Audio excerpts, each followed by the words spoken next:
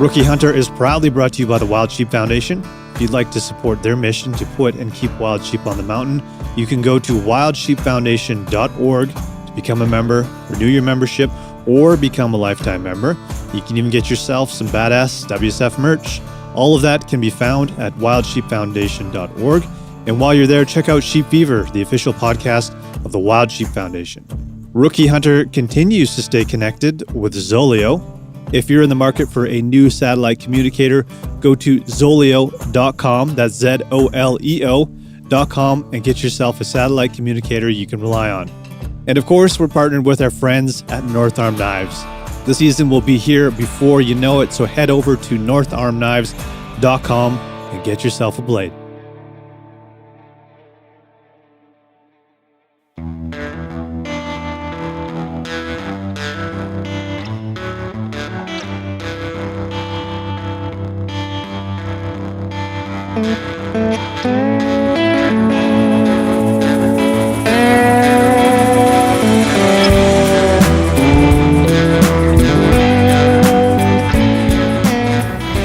Let's just skip the intro today and jump right into this one.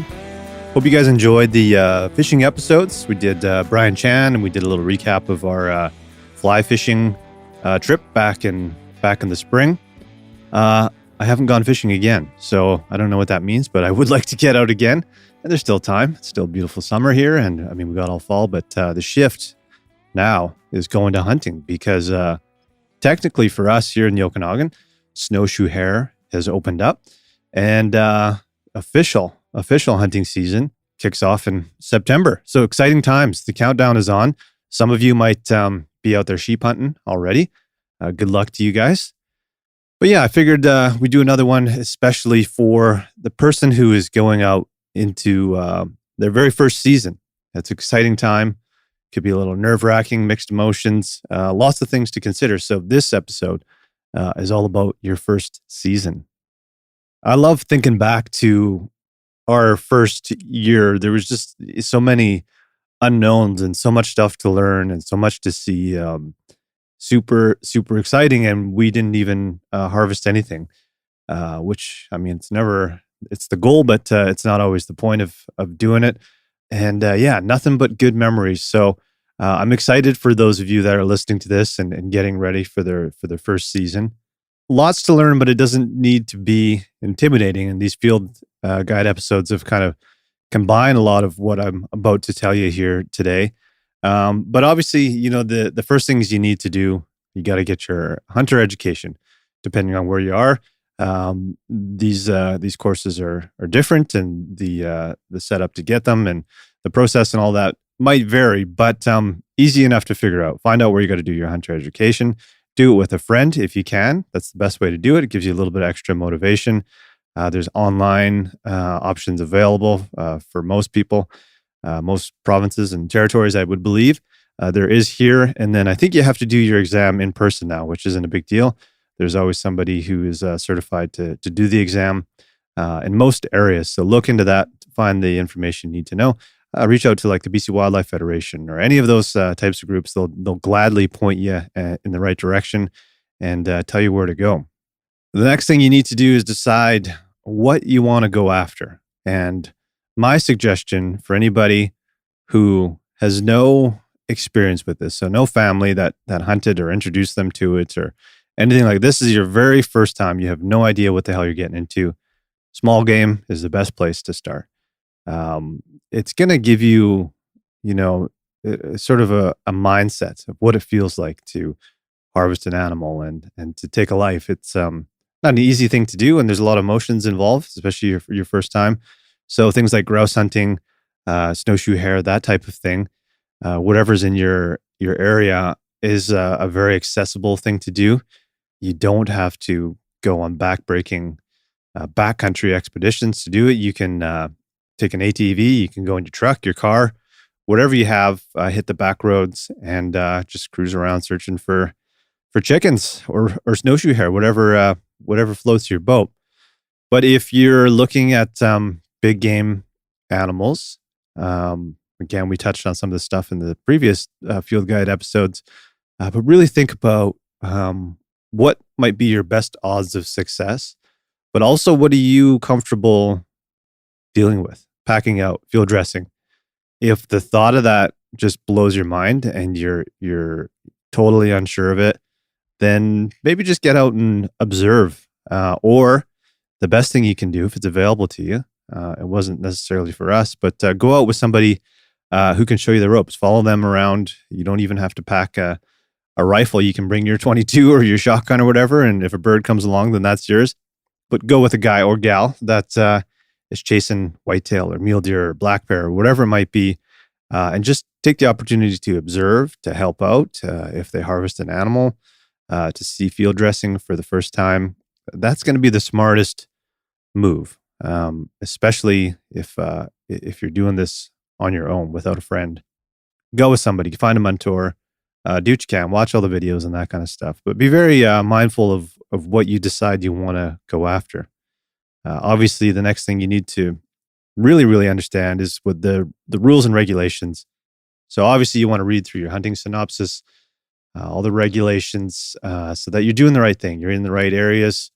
You're not on private land. Those types of things. Bag limits. You don't want to overharvest. Things like small game, and even with grouse. I mean, there's various types of grouse. Knowing which ones you can target in your area, all that stuff's important, because if you don't know and you get pulled over by a CO, you're gonna have some explaining to do, and there's no excuse for not knowing what you're targeting. And if you're, got your finger on the trigger on something and you got a little bit of doubt, well, probably just don't do it. So know those regulations inside and out. I have a habit of looking over them the night before. Even if I've already read them 5 times, every day I go out, I'm always reading over those. I'll look over it in the evening just to make sure. Yes, it's 4-point season. Yes, it's any buck. Yes, bears are open, whatever it might be. And then even when I'm, rolling up to the trailhead, I just check those regulations again. All that stuff can be found on your phone. Good things to have. And, aging and counting points, all that stuff is important. All of those things, lots to consider, but zero in on a species and make sure you know what the rules are. Super important. You don't want to harvest something that is outside of the season that you're in. Not a good feeling to have, and you're going to have to report that, and you got some explaining to do. And who knows what the outcome of that is going to be. It's not a situation you want to get yourself into. So you also got to think about the tool of choice, the weapon of choice that you're going to be using. Is it a rifle? Is it a bow? If it's a rifle, you're going to want to make sure that thing's sighted in, even if it's a 22. Spend some time with it. Shotgun, you want to get used to that recoil, how it feels. Get yourself some earplugs. You don't want to blow your fucking eardrums out of your head. Take care of your ears as an audio engineer, something I take very seriously. And sometimes it gets in the way, fumbling around with earplugs when I'm going after a big game animal.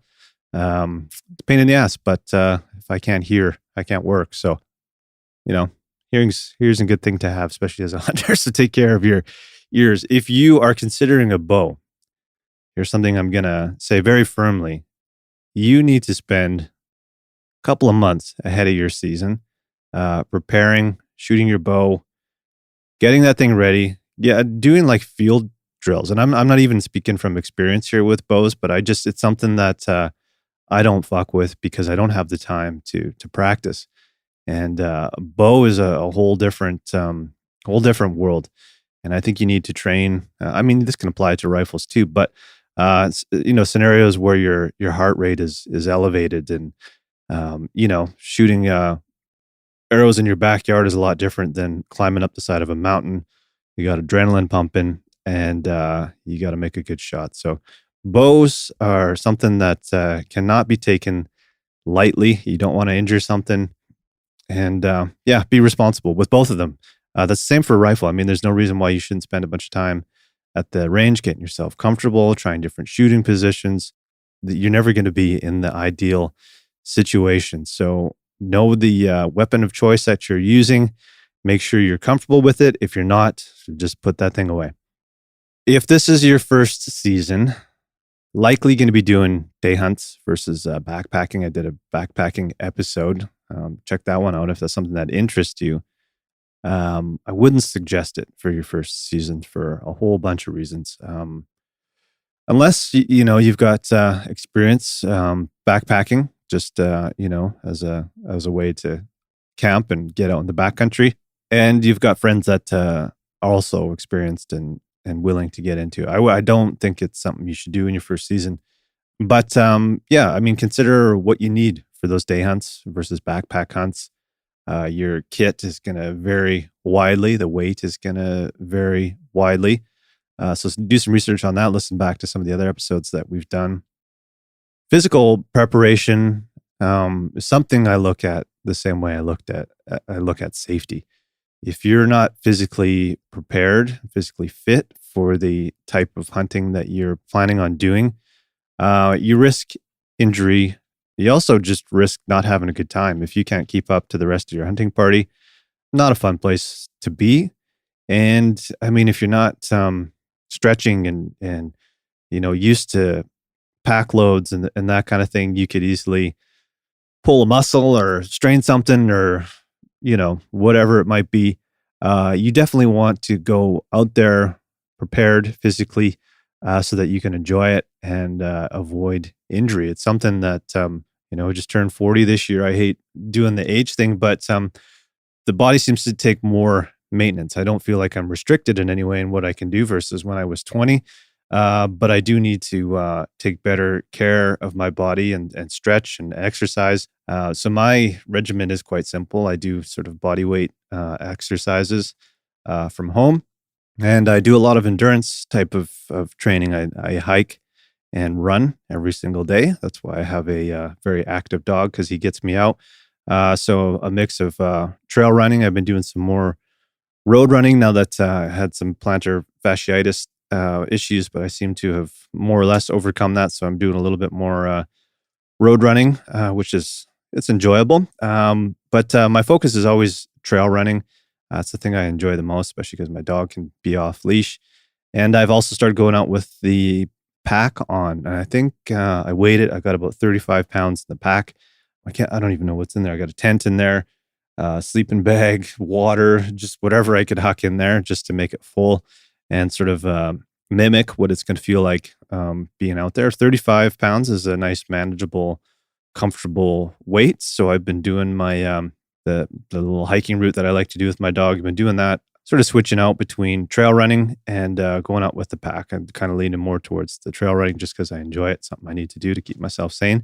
But yeah, I mean, you notice quick incremental changes in how the pack feels when you're doing that. So the first time you go out, it's like, whoo, this, I can feel this. And then, after you've done it 5 times, it starts to feel better and better. And yeah, it's a good thing to do rather than just going out fresh with a heavy ass backpack. Good time to start going through your kit too. Maybe just fill your pack with everything you think you're going to be bringing out there. You might decide that it's too heavy or that you have room for more things to huck in there. You kind of zone in on your kit and what you think you're going to need and what you think you could probably leave behind. But yeah, I can't stress physical preparation enough. It's something that I take seriously. I'm not a sculpted man myself, but I do keep myself in reasonable shape. And, hunting is the main driver for me to do that because I want to go out in the fall and enjoy myself. So you have time. You got a whole month. So start hitting those trails, start doing some running, start lifting some weights, that kind of thing. And you'll thank yourself for doing it. Scouting. Great time to start getting out and checking out some of the trails. If you're going to be going in on day hunts on trails, get out there now, have a look, see if you can find any signs, see if there's critters moving around. Try different areas. Don't just fixate on one. I think that's a mistake a lot of people make is feeling like, yes, spot A is going to be the one. Let's just hone in on that. Try, spot B and spot C. Spot C might actually be the one that you want to hunt. So get out there. Same if you're going to be, doing a bit of backcountry road hunting, get out there and check out those roads now. And, you're going to find stuff. You're going to see critters. You're going to see sign and all that kind of stuff. And there's a ton. I mean, we're in a wonderful era of apps. So you got scouting tools like onX, iHunter, Google Earth, Gaia GPS. Get some of those. I mean, Google Earth is free and it's available. Start looking at that.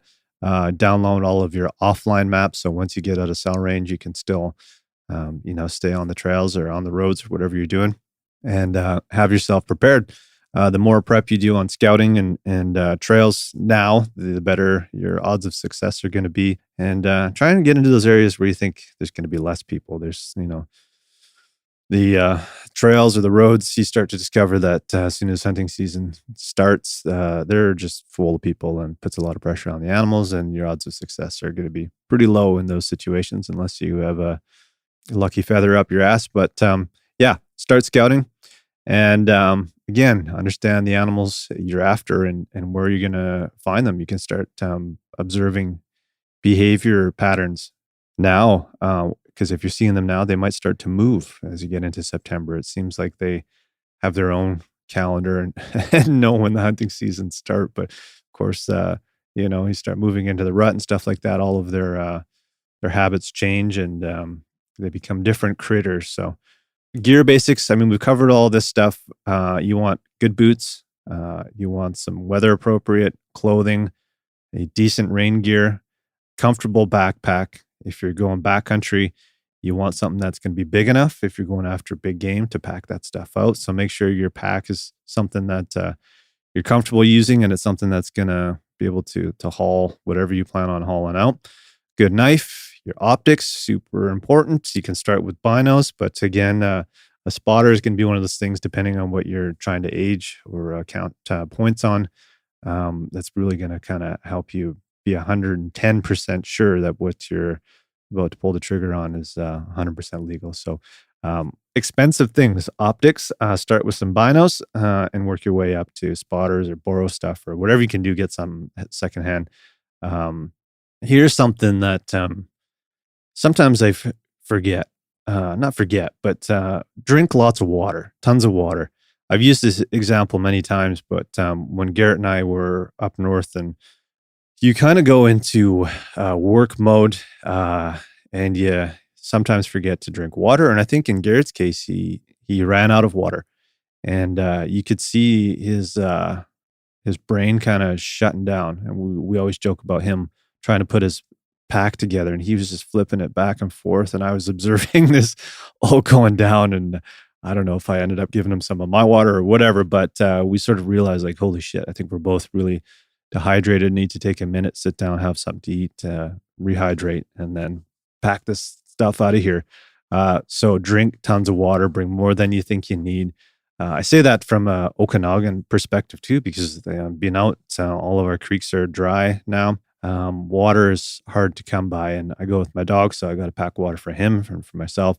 Can't stress that enough, man. Water can, obviously super important and can get you out of some life-threatening situations. So make sure you have enough water, make sure you have enough food.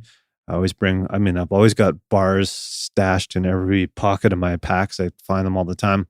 Good thing to do, just to put in the top of your backpack or any side pockets, just load them up with snacks. And I've always got extra dog food with me too, just in case I end up being out there longer than I need to be and need to feed the dog. So make sure you're well prepared, maybe even a little bit over prepared, as long as you're not overpacking and, not leaving enough room in your pack for game. So things to consider for sure.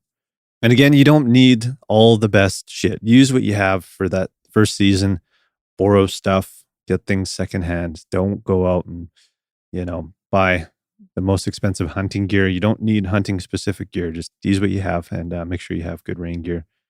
And you just got to be comfortable. If you're uncomfortable, if you got blisters from brand new boots, you're not going to have a good time. So mental prep, something we've talked about a lot in managing your expectations. I don't know, man. It's when you're out there on your own, I don't know.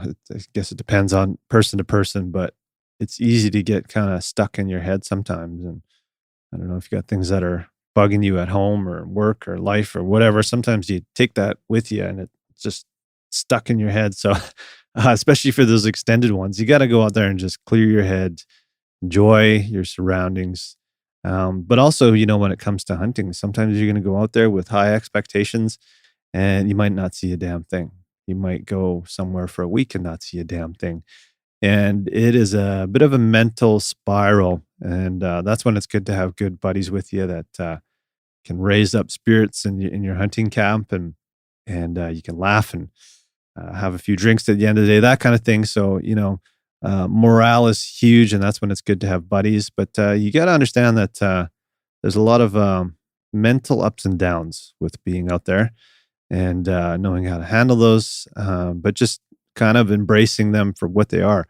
The cool thing is even if you're not harvesting anything or seeing things, you're learning something. You might be finding trails. That's when the snow is kind of cool to have on the ground, because it lets you see patterns of movement, and see how these critters are interacting with each other and with the land. So it's pretty cool. But you're going to make mistakes. You're going to have rough days, but you're going to have that one day that is incredible when all the stars align. And that's the day that's going to keep you coming back. But also, all those days of repeated failure are just going to keep pushing you to go out and be successful. When I got my first 4-point, I kept going to the same spot and making a different mistake every single time. I, come up over the ridge too fast, and I blow out the deer or whatever it might be. I just kept fucking it up. And finally, that last time I was like, okay, this is all the things you've been doing wrong. So you're going to go in there, you're going to take your time. You're not going to rush anything. And just, making mental notes of all the stuff I did wrong, and everything came together, pulled it off. I was patient, and the stars aligned. And what a day. I could still remember that one like it was yesterday. So when you do harvest your first animal, be it small game or big game, you got to know what to do with it. And whatever it is, big or small, you got to take time to collect yourself before you make the shot. There's a lot of adrenaline, a lot of things going through your head. You've probably heard about buck fever. It's a real thing. And I've seen it. I know what it looks like and what it feels like. So always take your time, talk to your hunting buddies, be like, hey, when these things happen, let's collect ourselves. Let's not pressure each other. Let's not rush anything. If we miss out on an opportunity, so be it. But it's better than making a terrible mistake. So you got to think about it, man, and you got to breathe in those situations, and it's good to have like a checklist of what you're going to do if it's taking the shot. Squeeze the trigger, breathe, all those kinds of things.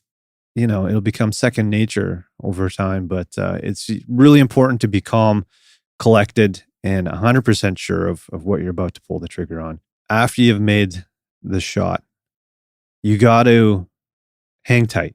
And I think we all make this mistake of, we all know that we need to wait like at least 30 minutes, depending on the size of the animal and the shot that you made. It's really tempting to just go and make sure this thing is dead. Or, if it takes off, you want to chase it and make sure you got it or made the shot or whatever. But wait as long as you can. You should wait at least 30 minutes.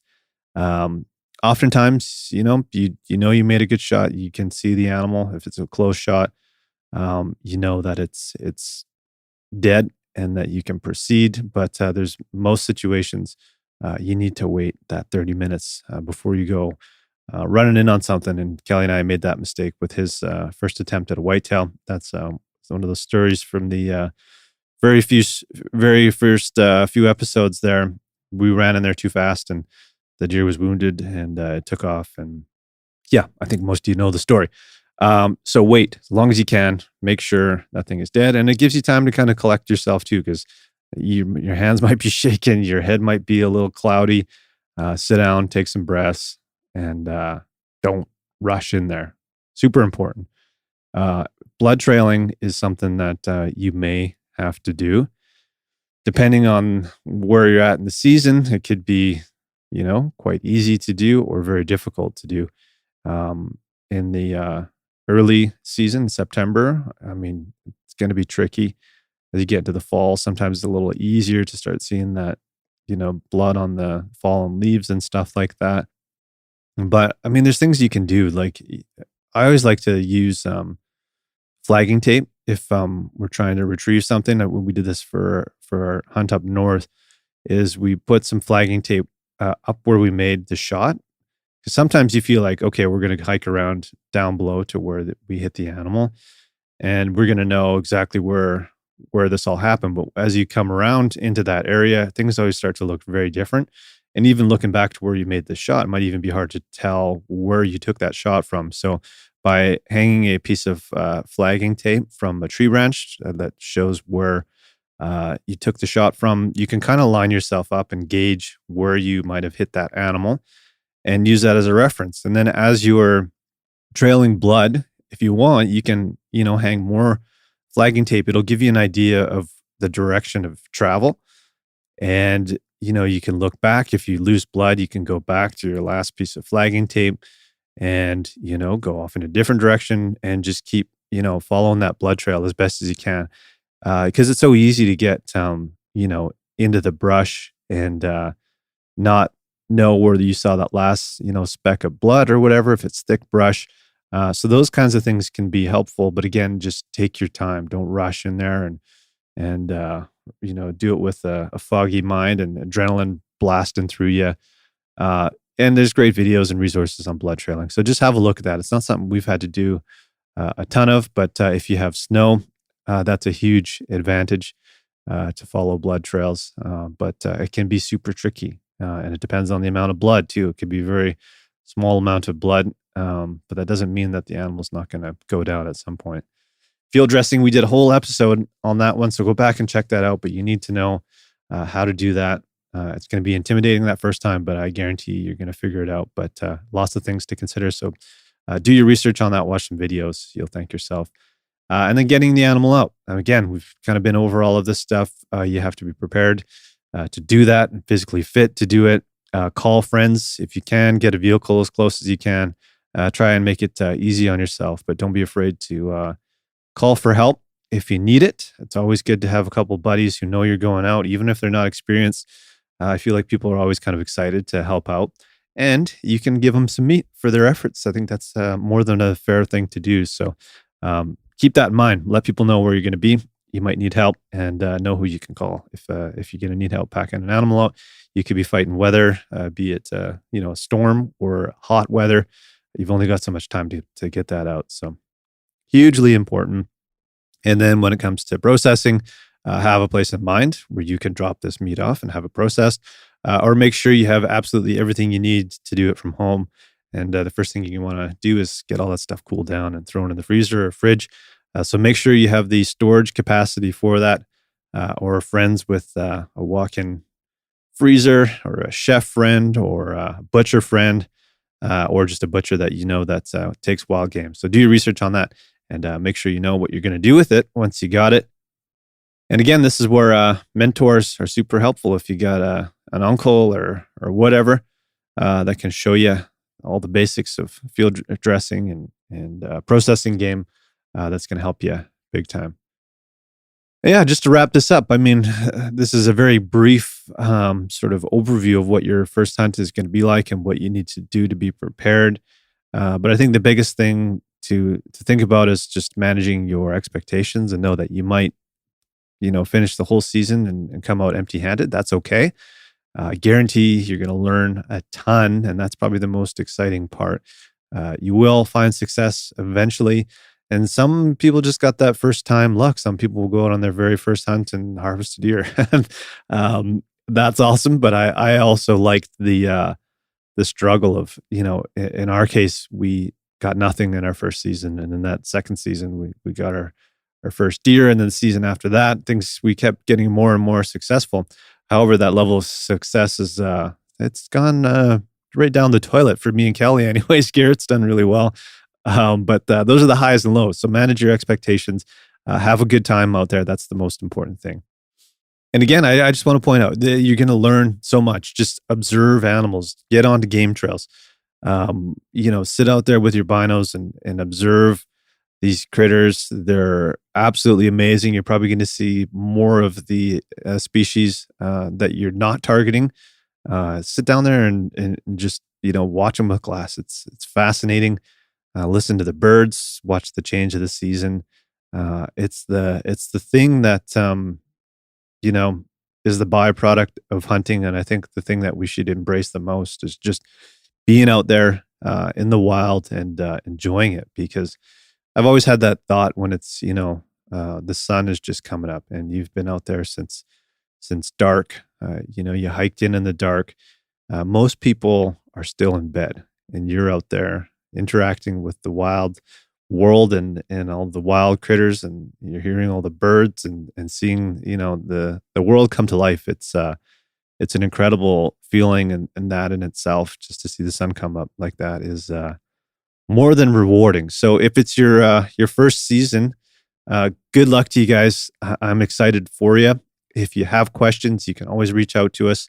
We'll include your questions in future episodes. You can find us info@theRookieHunter.com. But that's it for this episode. I'll probably do some more field guide episodes as we get closer to the season here. I am thinking maybe I'll do some snowshoe hare this evening here. We'll see what happens. But the season is kind of here, and it's not far off as far as big game goes. So we'll talk to you guys soon, and good luck. Cheers.